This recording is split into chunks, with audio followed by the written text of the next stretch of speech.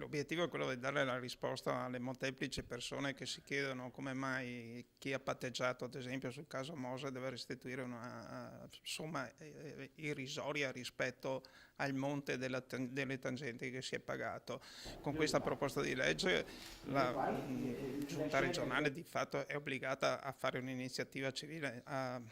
percorrere la strada di un'iniziativa civile nei confronti degli amministratori che sono stati indagati o anzi hanno patteggiato escludendo la parte civile per recuperare tutti i danni e tutti i soldi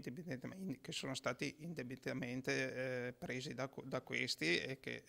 hanno arricchito sostanzialmente e si sono arricchiti con questi soldi.